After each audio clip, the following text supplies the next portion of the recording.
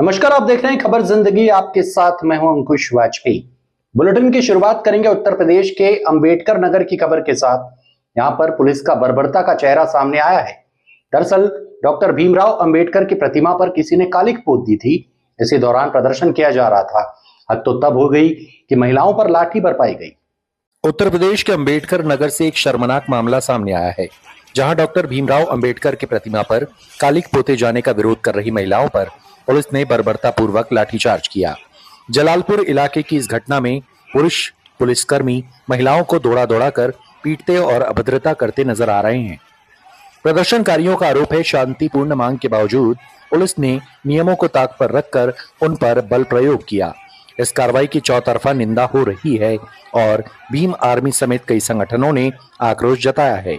प्रशासन ने मामले की जांच के आदेश दिए हैं, लेकिन सरेराह हुई इस पिटाई ने कानून व्यवस्था और पुलिस की संवेदनशीलता पर गंभीर सवाल खड़े कर दिए हैं। चलिए बात करते हैं झारखंड की। यहां पर नेशनल हाईवे 19 पर एक दर्दनाक हादसा हुआ है। एक टैंकर दो कारों से टकरा गया, जिसके चलते उसमें आग लगी है। इस हादसे में 2 लोगों की मौत हुई है। झारखंड के गिरिडीह के नेशनल हाईवे 19 पर कुलगो टोल प्लाजा के पास गुरुवार तड़के दर्दनाक हादसा हुआ। यहां बेकाबू होकर एक ट्रक ने सड़क किनारे खड़ी 2 गाड़ियों को जोरदार टक्कर मार दी। टक्कर इतनी भीषण थी, गाड़ियों के डीजल टैंक फट गए और उनमें भयानक आग लग गई।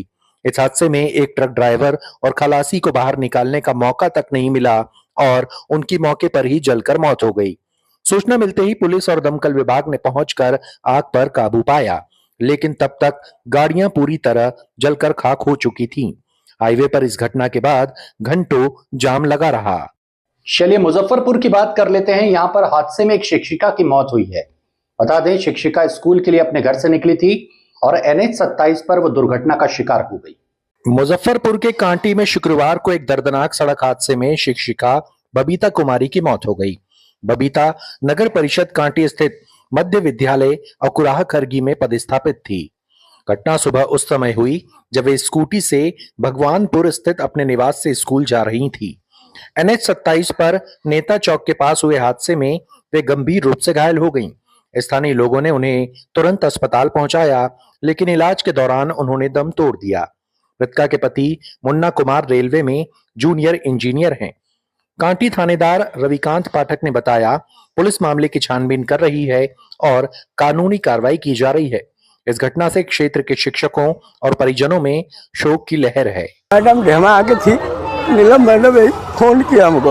हम 6:30 में हॉस्पिटल में पहुंचे कांटी। वो आज बोल रही थी पेट में बहुत दर्द है, कोई अज्ञात गाड़ी मारा है, बाएं साइड में नाला पर गिर गए, पेट में बहुत काफ़ी दर्द था। हमारे साथ उत्क्रमित मध्य विद्यालय खड़गी में 21-22 साल से 2005 से हमारे साथ बहाली हुई थी और हमारे साथ ही काम कर रही थी।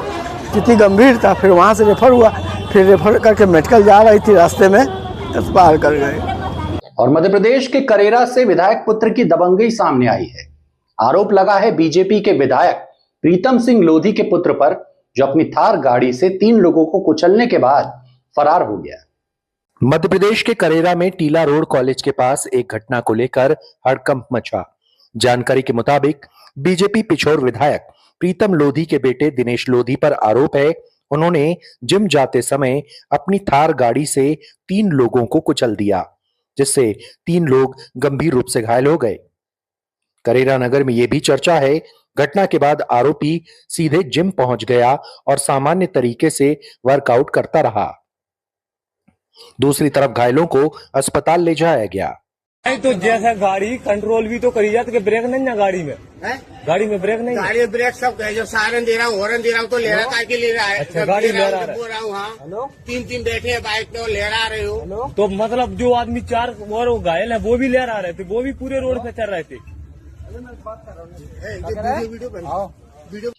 11 साल का मासूम बच्चा एक शादी समारोह में पहुंचता है और वहां पर रसगुल्लों को देखकर उसका मन ललचाता है। वो 2 रसगुल्ले उठा लेता है। बस यही बात कैटरिंग ठेकेदार को इतनी नागवार गुजरती है कि वो डीजल छिड़ककर उस मासूम बच्चे को आग के हवाले कर देता है। नतीजा, बच्चा अस्पताल में जिंदगी की जंग लड़ रहा है। मामला उत्तर प्रदेश के बस्ती का है। एक मासूम बच्चा जो अपनी नानी की उंगली थामकर शादी की खुशियों में शरीक होने आया था, उसे क्या पता था वहां मौत का सामान उसका इंतजार कर रहा है। बस्ती के छावनी इलाके से आई ये खबर सुनकर रूह कांप उठती है कि कैसे एक कैटरिंग ठेकेदार के अंदर का इंसान मर चुका था। सिर्फ 2 रसगुल्ले, बस इतनी सी बात थी। उस मासूम की छोटी सी भूख पर उस हैवान को इतना गुस्सा आया, उसने बच्चे पर डीजल छिड़ककर उसे आग के हवाले कर दिया। जब उस 11 साल के बच्चे की चीखें शादी के शोर को चीरती हुई बाहर आई, तब तक बहुत देर हो चुकी थी। चेहरे से लेकर कमर तक का हिस्सा आग की लपटों में झुलस चुका था। वो बच्चा जो कुछ देर पहले मुस्कुरा रहा था, अब लखनऊ के अस्पताल में असहनीय दर्द से कहरा रहा है। रस्मों के गीत और ढोल की आवाजें उस मासूम की सिसकियों में दब गईं। यह सिर्फ एक हादसा नहीं, समाज की संवेदनाओं की मौत है। चलिए बात करते हैं उत्तर प्रदेश की राजधानी लखनऊ की, जहां की सेक्टर 11-12 में लगी भीषण आग को तो बुझा लिया गया है, लेकिन यहां पर रहने वाले लोग उस जगह पर पहुंच रहे हैं, अपने सामान को तलाश रहे हैं और कह रहे हैं साहब हमारी तो पूरी दुनिया ही उजड़ गई है। लखनऊ के सेक्टर 11 और 12 स्थित झुग्गी झोपड़ियों में आग ने न केवल आशियानों को जलाया, बल्कि कई परिवारों की जिंदगी भर की जमा पूंजी और उनके सुनहरे सपनों को भी राख कर दिया।